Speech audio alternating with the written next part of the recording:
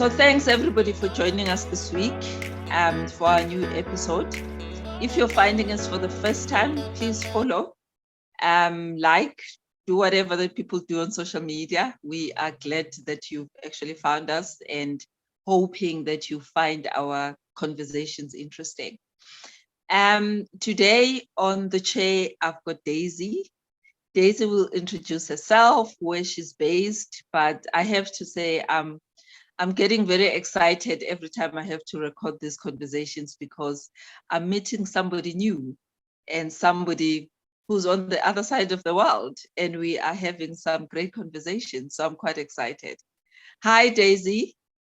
Hi, and thank you for having me here. I'm also looking very much forward to our conversation. So I'm just going to share very brief about myself. I am a transformative coach. I work exclusive online with my coaches, which also means that I think 2 weeks ago, I managed to cover every continent in the world clients because I got a client from Australia. So also just being everywhere in the world and connect with everyone in the world. And I'm here today to talk about habits and routine, which is one of my favorite subjects to dive into. That is great. It is quite fascinating when you're meeting people globally and just the interconnectedness and the fact that we are all sharing either same issues and same concerns, and we are working on similar goals, and we are human after all, isn't it? Oh yeah, definitely. And yeah, that's also one of the things I love about working across the world is you find out, even what you say, we are very far abroad in distance. We are still quite connected in the things who matters in our life. Yeah, no, that's very true. So where are you based, Daisy? I'm based in Germany and in Berlin, so in the capital of Germany most of the time, but I am also a van traveler. So I am also traveling around Europe in a van and doing my coaching from the van. Oh, wow. That's quite exciting. That's fun. That's very fun. And like we talked about before this call started about the temperature and the cold in Europe, I have a picture on my social media of me sitting in the van with 2 blankets, a cat on top of me to warm, and having a coaching because it was just so cold that day. And yeah, you don't have any, we don't have any heating in the van because it is an old model, a very basic. So yeah, it is possible to work from anywhere if you really want to. No, that's amazing. I love those stories. That is fun. It sounds like a lot of fun. Yes, it is. So yeah, so tell us briefly about your own career journey, Daisy, and where did you start to end up being a transformational coach? Yeah, I have a background in science, so I'm a microbiologist by training. And I have worked in research for 15 years, but it started with that a little bit of feeling of I wanted to plan my work life myself. And working in research and definitely as a microbiologist, that is not possible because you do need a laboratory to do your work, and that is not that something you could just pack in a suitcase. So I was starting to thinking about other ways of working and what I would do instead of being a microbiologist. And I started, in fact, when I decided to say, hey, now it's time to leave. This urge of coming out in the world is bigger than the urge of being in a corporate life. I started to look into data science because, yeah, I like computers. I'm okay in coding already, and that you can work with from anywhere. So I was a little bit, okay, I can combine what I already know with a new career. And I started on the data science course, and it was definitely not me. And then by coincidence, I had a friend who was taking a coaching training, and one of their volunteers to train on drop out in the day before. And he was like, hey, I know you're not doing anything right now. You can jump in and be coach. And I was like, yeah, why not? And in that session, the one who was coaching me managed in 15 minutes to find out what my struggling with this choice of career was. And I was just like, wow, I want to do that. I want to know how to do that. So going into coaching, it was in fact a coaching who made me go into coaching. And the first week I had on the course, I was just, this is so right for me. It feels like the perfect match. And also I am a transformative coach. It means also it's working a lot of the cognitive behavior patterns we have. And that is also a lot of science I could dive into again. So my old need for having science in my life are still fulfilled. I'm just using it in a new career. Oh wow, that's quite interesting. And I can relate to that conversation about another coach. When you're being coached, then you realize that you actually want to do this for other people. Yes. That's how I also landed up in coaching, because I was attending an executive women's leadership course, and it offered group coaching. And as I was going through that group coaching, I was like, this is what I want to do. I want to help other people. I want to. Exactly. Yes. So yeah, sometimes you by coincidence find what is just the right match for you, and that was what happened to me. No, that's a great story. And for you to still find the science and the research part of it in it is still works quite well. Yeah. Yeah. It works very well. No, that's great. So Daisy, so today we're talking about habits and routine. So let's define it. Let's get academic for a minute. What does that mean? What does it mean? Yeah, what you can say, habit is something you do unconsciously, or you are not aware of it most of the time. Where a routine is something where you have made a constantly choice to perform this action. So that's the difference between those two. And what you say, habits we all have. Routines we also do incorporate, and perhaps we're not that aware of. We have incorporated a routine.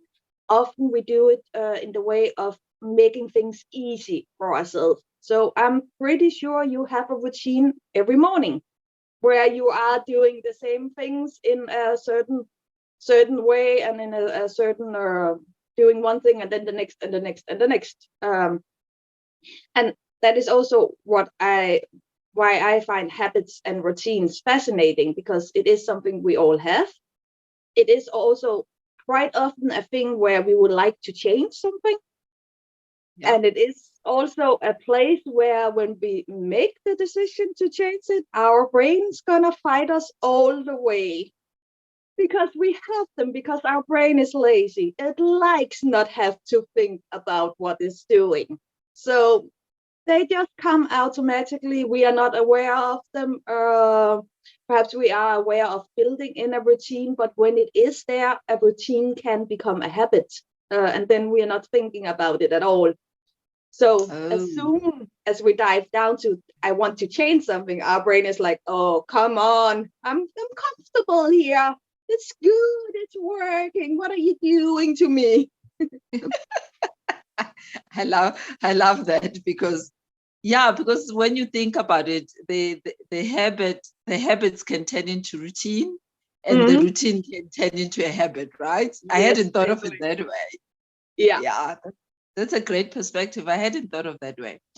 So I was actually thinking about this before we started, and I think the biggest question for me was, so the routine part. No, not the routine part, the habits. Do they come naturally, some of them, or is it something also that you learn? So how does it happen that there's a habit that now you're doing? Yeah, what you say, a lot of the habits we are, they're just coming naturally without us even thinking about it. but some we are also learning. So, for example, for a habit you are learning is, for example, putting your keys in the same place every time you come home. That one you have learned out of a couple of times not being able to find your keys. So where did I put my keys? So then you decide this is the place where the key is, and then it becomes a habit of this is the place where the keys are. So there you have learned something by not finding the keys and found a solution to how to find your keys, and that you form into a habit. Okay. And the habits you are not aware of you are forming, they are more like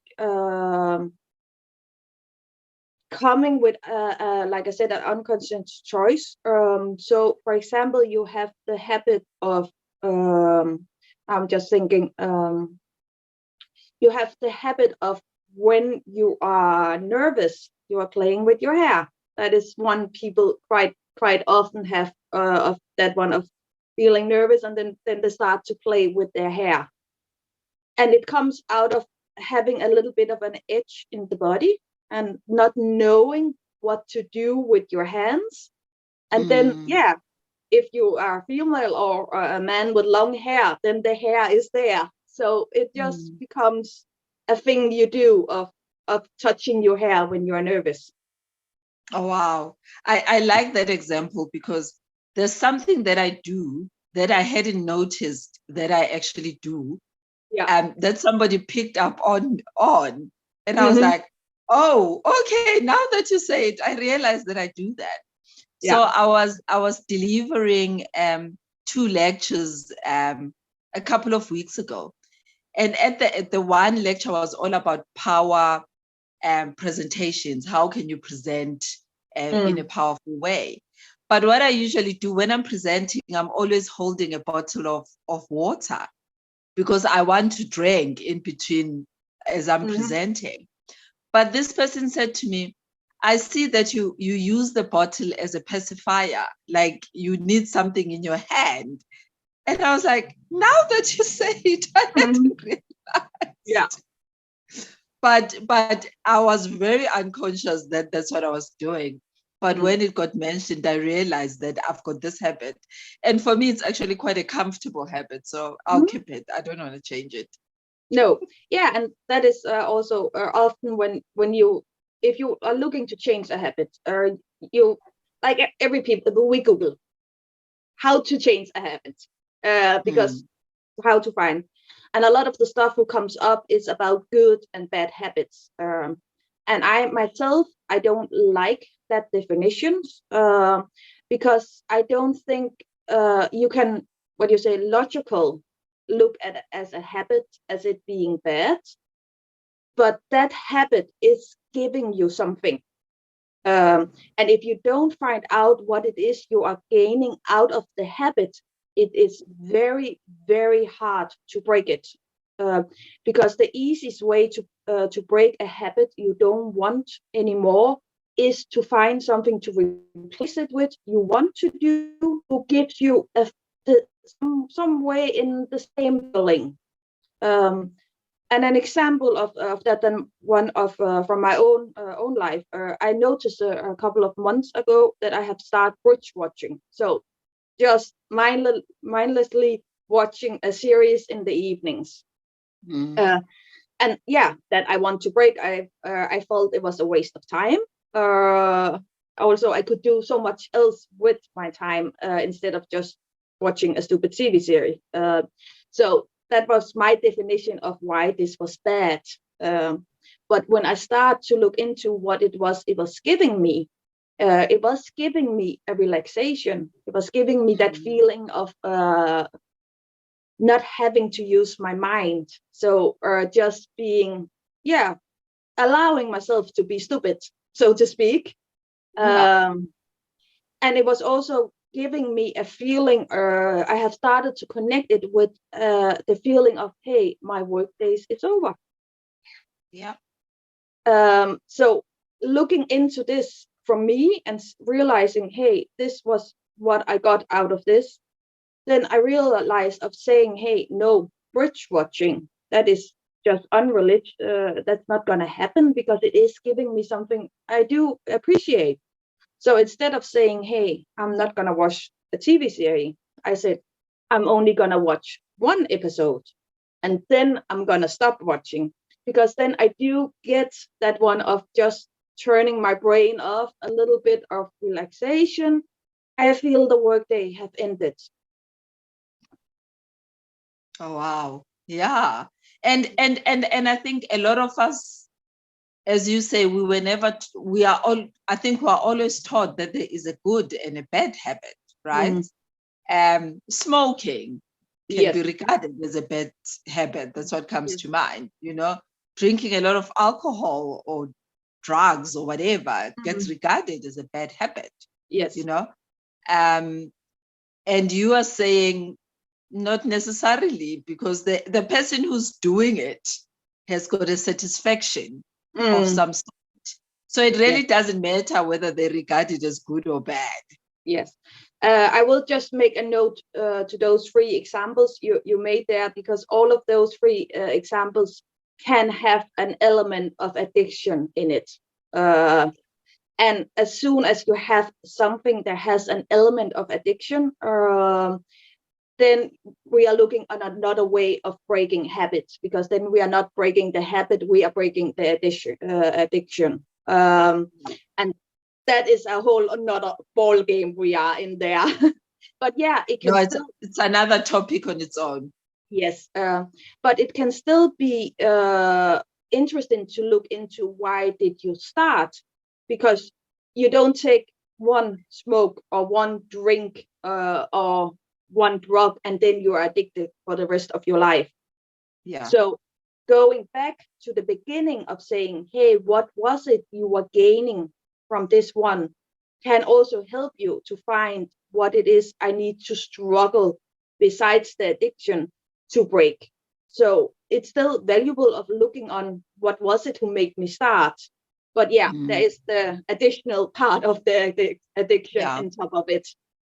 Yeah, no, and I get that. And as you say, when you have to do anything about it, you have to break the addiction, not just the habit, right? And that's it is definitely a bigger conversation that I am not qualified to have. But anyway, yeah. So in the workplace, Daisy, what can we regard as good habits, if at all? Or what habits do give you a sense maybe of success, or give you a sense of achievement in a workplace environment? Yeah, I will say, for example, one of the things I quite often talk with clients about when we're talking of work-life balance, that is, for example, getting into the habit of time blocking. And for example, say, hey, I answer emails in the morning and in the evening. So saying during my workday, I'm gonna leave my emails out of the game, because that one of breaking your concentration all the time, because an email ping up and you have to make a decision, do I have to answer and not answer on this one? That can be quite disturbing during the day. So getting into the habit of saying, hey, I check my emails when I arrive in the morning, and I check my emails before I leave in the evening. That can be a very productive habit to have in a work life. Yeah, no, and I agree with that. But I think sometimes we are just, depending on the culture of the environments that we worked in, we get judged that we don't answer our emails as quickly as possible. Yeah, and there you then you need to what you say, try to change the culture. For example, I had on my work mail in the bottom it was written, I don't check my mails between 11 and 3 o'clock. If it's urgent, give me a call. Yeah. So just informing people about, hey, this is how I work. And of course, it does depend on how where you're working. If you are depending on having all your work conversation by email and you need to respond quite fast, then this is not an option of doing it. But if you are in most corporate life, I will say this is an option of just checking your emails in the morning and in the afternoon. And I will also say another habit I find very useful in workplace, that is to say to yourself, when do I take a break? So getting into the habit of taking a break, and it doesn't have to be a long break like a lunch break. It can just see I work for 55 minutes, and then I look out the window for 5 minutes and just let the thoughts just go and see where they go, because then you get that self-reflection on what you have worked with, and you also get it into a reflection of what is coming up. So that one of saying, hey, I work concentrated for this period of time, and then I'm gonna take a break, just to give my my brain a little bit of time to get into that reflective mode. That would also help you, for example, if you're stuck on something, to see other solutions, of just saying, hey, put it down, stare into the wall, stare out in the window, try not to think about the problem. I know it can be very hard, but just see what emerge. Yeah, no, that's also very useful. And I think we take that for granted, mainly when you're working from home, right? Yes. We just work and work for hours on end without even standing up, which becomes very tricky. But I think when you're in the office, it helps sometimes, because you might need to stand up and go for a meeting, stand up and go make tea. You're forced to maybe break away from where you're sitting and just being continuously working. And I think I'm quite interested. Why is this topic important to you? Because first of all, I find it interesting, just out of a scientific point of view, of trying to change something where your brain will fight you when you do it.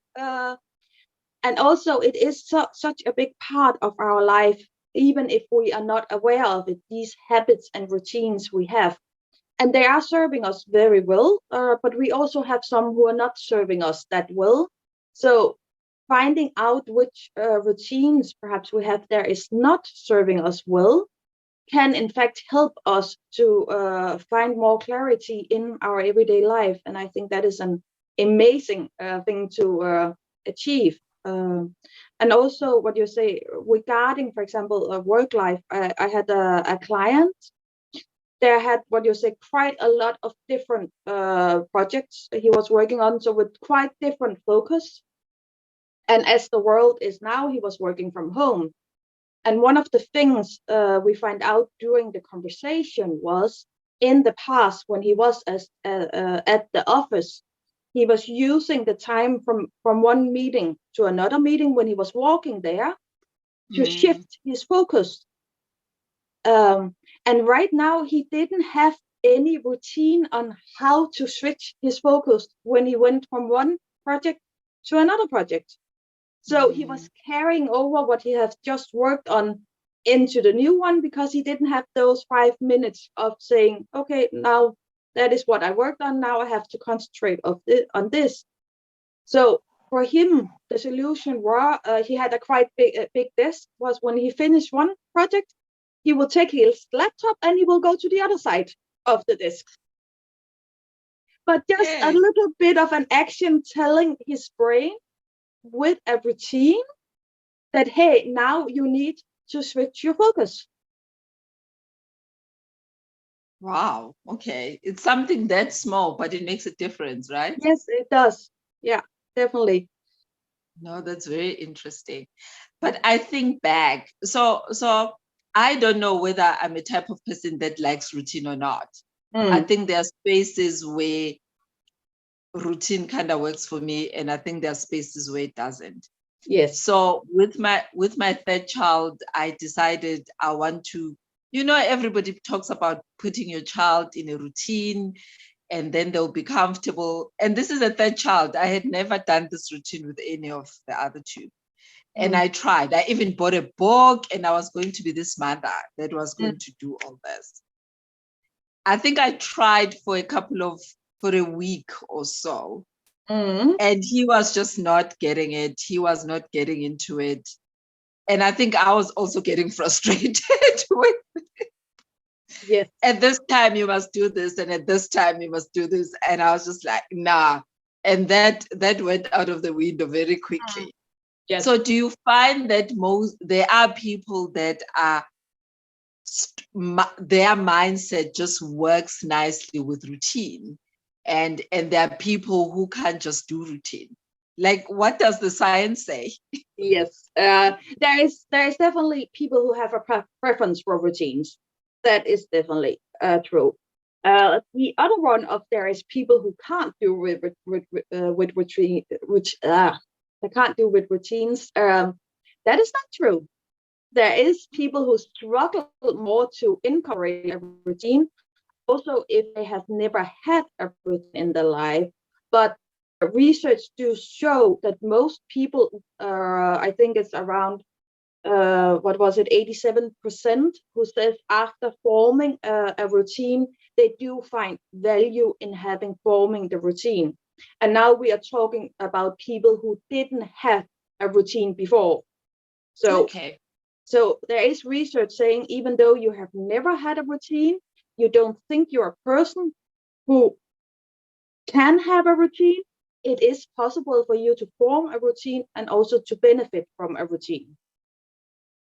So what is most difficult? Is it more difficult to learn the routine, or is it more difficult to change the routine? Yeah. There, I in fact, there I will talk out of experience and not out of science, because I don't have anything to back that one up. But my experience is it's more difficult to unlearn. Okay. I can understand that, Yes. because you're already in the routine anyway. Now Yes. having to unlearn it, Yeah. for sure, can be a difficult process to do. But also, for example, both breaking a habit or learning a routine. What you have to keep in mind if you're thinking, oh, this I want to do. I will say there's three things you have to keep in mind. It takes time. When I'm going, how long? I was going to ask you that question. Yeah. Because there are numbers that get thrown around, like yes, 21 days of doing something then creates a routine. Yes. So there are numbers all over. Yeah. Yes. There is no scientific backup on how long it takes to break a habit or form a routine. That is individual.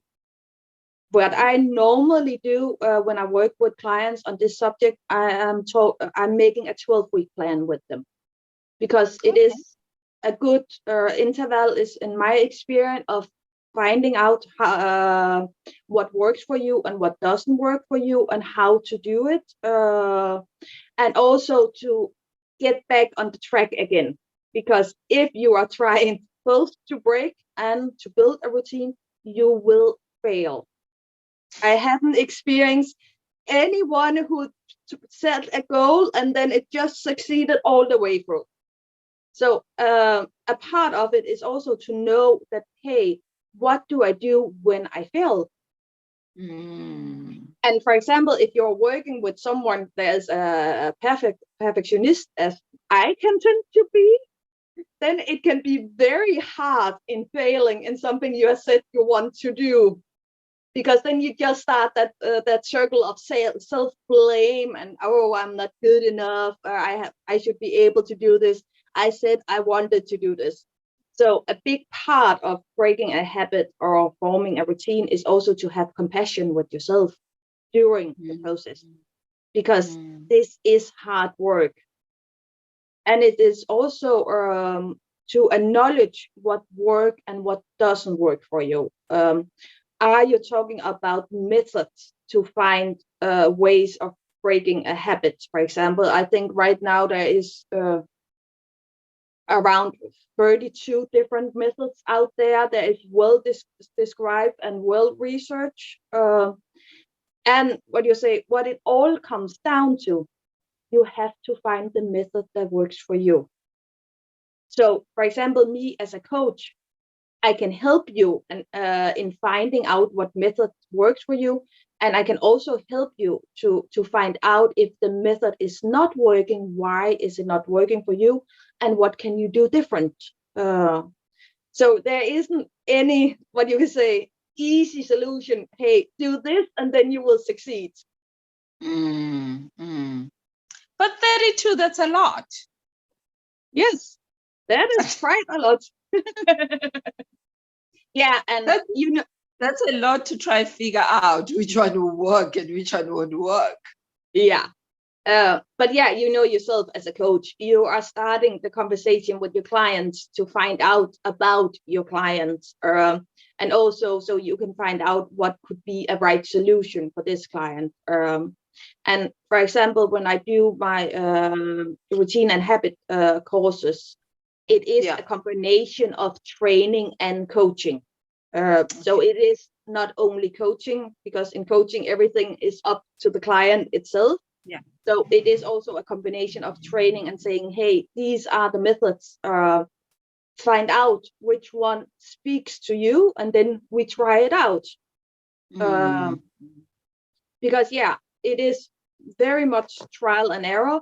But I will also say the benefit of it, when you have found out what works for you, then that thing works for you with any habit or routine you want to work with.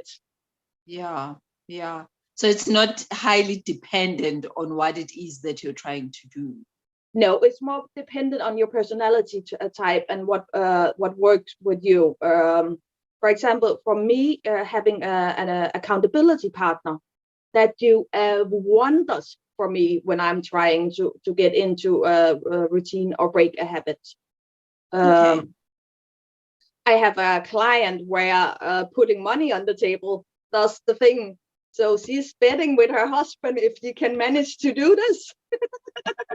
So yeah, and like I said, I don't care what works for you. Find out what works for you, and it can be something you think this is stupid. Why am I motivated by this? But if it does the trick for you, then that's what you work with. If it does the trick for you every week, say by the end of the week, if I have kept to the schedule, I can go down to a cafe and buy one big chocolate cake as a reward. Then that is what you're doing. Wow. So of the 32 methods that you were talking about, can you share one or two that work for people? Yeah, one of them is what do you say? There's two I want to share. One of them is make it easy for yourself. That one is as an example. For example, if you have want to get into a routine of running, that means that you time block when you're gonna run, so you're sure you have the time free. You put out the clothes for running the evening before. You make sure you have everything you need when you start running the next day. So you have the time for it, you have the clothes ready, you have program your watch, everything. So make it easy and accessible for yourself. That is one of the methods that works very well. Another method that also works very well for some people is making a detailed plan. So that is saying, hey, we have a 12-week we're gonna work on. What is the goal for each week? How do I track I have done these things? And if, for example, if you're a bullet journal person, then using a bullet journal for it is amazing. How do I make myself accountable for this? And also, what can stand in my way? So already looking forward and saying, hey, which obstacles do I have to remove to make this happen? Yeah, I always like that. Like, what could stand in my way? What could challenge me? What could stop me? Because you think about it before you even start. So your mind has already like primed itself to say, this might be challenging. And when the thing shows up, then you know that, okay, now this is showing up and I already have a plan that says, this is how I'm going to deal with this thing. Yes. Yeah. Yeah. And also, no, I like that. yeah. And also another thing I'm very much talking about is also break it down. So get it down to really, really small steps. It is a little bit, you are not going to run a marathon on second day. So, and most people know a running program. So one of the things, for example, I'm sharing when I'm talking about breaking it down, and not regarding running, but I do share, for example, a running program, because that do show really how you can break things down if you want to run a marathon, because you are starting by running 5 minutes if you have never run before. Yeah. So that one of just saying, okay, what is the smallest possible step I can take? And it is also a little bit of when you are trying to break a habit or form a routine, like I said, your brain is going to fight you. And the smaller step you are taking, the less resistance you are getting from yourself of doing this. So just also breaking it really down very small also means that you're not getting resistance from yourself, and it makes it easier to start building in. So, for example, if you want to write every day, then start by saying, hey, I'm going to write 10 minutes, saying that is the goal. And if you write more, perfectly fine. There's nothing saying, hey, I have to stop after 10 minutes. Are you in the flow? Then you just continue. But those 10 minutes have to be there every day, which also means that the days where you struggle, it's okay to stop after 10 minutes. Yeah, because I was going to ask you that there are days where even when you're starting that to build that habit or that routine, there are days when you don't feel like it, where it's just like, yeah, not today, I am not doing this. Yes. Yeah. So how do you push yourself because ideally you want to do it daily so that you pick up. So how about that day when you're just like, not today? Yeah. That can be very hard. And that's also why I said, do have compassion with yourself, because there will be day where you skip. The problem is, for example, if you skip and start blaming yourself, then you're finding excuses of taking it up again.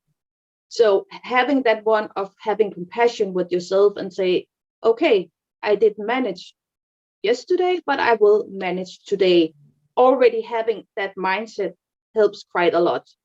When you are on the day and you are like, I am not going to do this today, then my advice is find out why. So not saying you have to do it, I have to force myself through it, but sit down. Okay, why do I have so much resistance of doing this today? Because sometimes when you find out your why, you find out how to handle it, and then you do it. What you say anyway, or you find out that this is an obstacle standing in my way of doing this, and then we can work on that obstacle. Because, for example, having a 12-week plan also means you do adjustment during those 12 weeks to make it fit for you. Yeah. And I think whilst you're talking, I think what comes into my mind is also reminding yourself the why you wanted to change the habit in the first place. Definitely, yes. Because that ideally might give you energy to say, if I keep postponing, then the why of why I wanted to do it in the first place then was not important enough. Yes. Yeah, and also one of the things I also quite often talk about is celebrating the small wins. We all often have the big goal in end, and then we can have the big celebration. Find those small wins you can celebrate during the process, because our brain likes to celebrate. It likes to get a treat. So just getting a treat of, hey, when I have achieved this, I can do this, and then I have something to celebrate. Because it can also help those days where you are not motivated, saying, hey, if you have put, I can celebrate each end of each week. If I have followed my plan, then it can perhaps also be the carrot you need, that, hey, if I'm not doing it today, I can't celebrate by the end of the week. Because Yeah. No, that also makes sense, because celebrating those small wins as well just encourages you to keep moving. yes, And there's a sense of achievement every time you celebrate. And that for me becomes the driving force behind whatever that you're trying to do. yes, definitely. Yeah. So you mentioned at some point that you've done some scientific research around the habits and routines. Yes. What is it that you can share that we can understand from a layman's perspective? Yes. Uh, yeah, what I can share is a little bit saying that one of our, what do you say, our brains are lazy. That is just how our brain is function. It likes what you are doing. It doesn't like change that much. So accepting that when you are trying to make a change, and even though it will be beneficial for you, and you know that with the logic part of your brain, the rest of your brain doesn't know that. That one is not logic. It's just lazy. It likes things as it know it. It likes to save energy, because that is why the brain is doing this. It saves energy. It makes it easier to make a fast decision in a situation that it already has a path to go. So you are building new neural paths in your brain when you are trying to change a habit or form of routine. And also that does make you tired. Your brain is working more than it usually have done. So also just acknowledge that you're thinking, why am I so tired? I haven't done that much that different. Yes, you have, all your neurons have lighted up in new paths. So your brain is suddenly working much more than it did the days before. And knowing that tiredness comes from that. Because sometimes when we start to feel tired and we're thinking, oh, I haven't changed anything, why am I tired now? That's strange. Just knowing that this is one of the effects of starting to work with habits and routine, that is, you will get a feeling of tiredness during that period of time. And that's also one of the reasons why I'm saying, if you want to focus on your habits or routines, choose your time right and choose to focus on one thing. So you are not going to form a new routine in at the same time where you are perhaps getting a promotion or new roles at works, because then you already had a lot of things on your mind, and trying to add to that by saying, hey, now I also want a new routine, that doesn't work very well. So being focused on it becomes a very important thing. Yes. Because then your attention is there. It's not split amongst a number of things. Yeah. And it is a little bit what you say. Most people are used to do goal setting. That is either if you do it for personal reason or you do it with your company. And also, one of the exercises when you are doing goal setting is also to find your focus points and not focus on everything at once. And it is the same with habit and routine. Do look into what else do you have in your life. Is this the time where you should start working on this? I hear you. That makes sense. It really does make sense. So what are the tips that you can share with our audience, even if it's one or two things that you can share with them whilst they, it's going to be a start of a new year in 2023. Yes. And people are setting goals, and there's this habit that maybe I need to change, or maybe I need to start. We have all these conversations with ourselves beginning of the Yeah. year. Yes. Whether we keep to it or not, that becomes a different conversation. Oh yeah, But that is a whole different conversation. But yeah, with breaking a habit, there is a good tool everyone can use. So it's called cost, give, and gain. So okay. you're saying, what does this habit cost me? What is the payoff I have on this habit?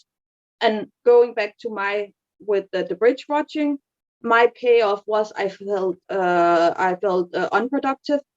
I didn't felt I didn't have the time in the evening to have those conversation with my partner who's just spontaneous happened because I was staring into a screen.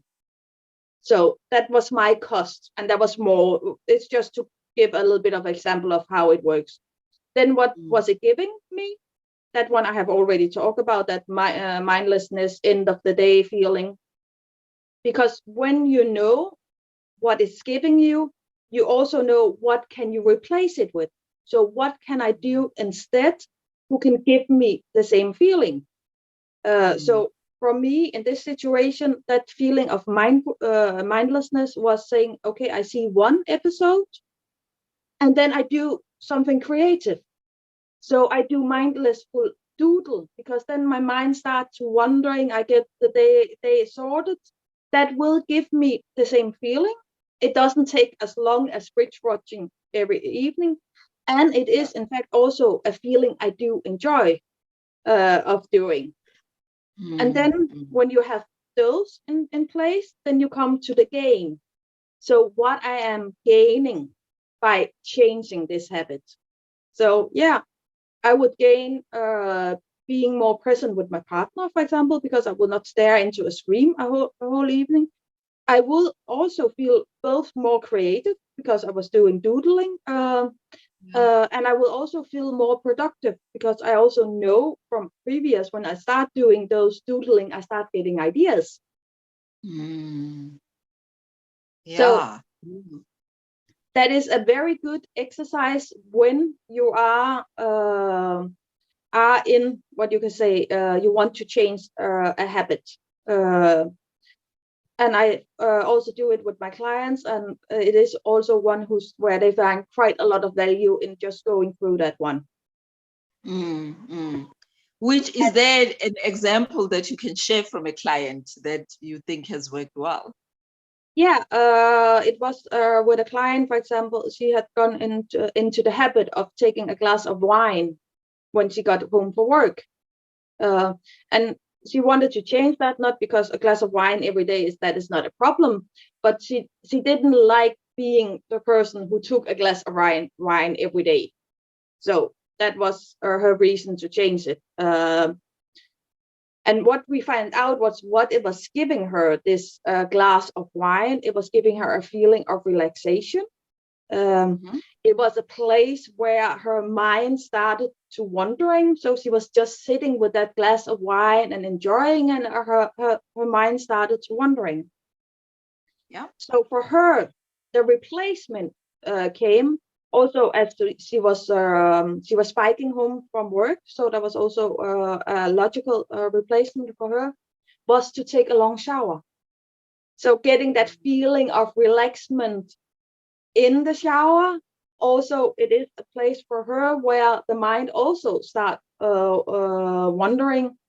So she got the same things, but was doing changing a habit she already have of taking a shower after the glass, but just making it longer and making it more mindfulness. This shower meant for her, she didn't need the glass of wine. Wow, I think that's kind of cool. Yeah. Because I think what you've just shared really adds value in, because it's all about what is it that you're getting at the end of it all. Are you still getting the same feeling? And I think being aware what that is, what is it that you're looking for in terms of emotions and feelings becomes the critical core part of why you're doing what you're doing. Yes, definitely. And it's not always possible to make a one-to-one replacement. But as soon as you come to something who feels a little bit like what it was you got out of this habit, then it will be easier to make that replacement. And also, quite often, if you want to break a habit and doesn't have anything to put instead, it's also harder work that you have something, when I'm trying to do this, oh, I shouldn't do this, I should do this. So having the action plan of what to do instead also make it easier to break the habit. Sorry, I got muted. My mother is calling me. Not a problem.